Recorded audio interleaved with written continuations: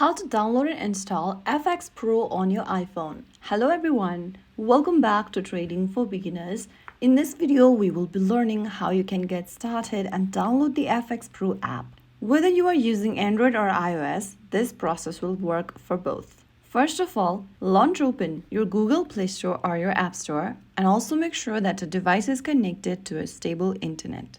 In the search bar, type in FxPro and search.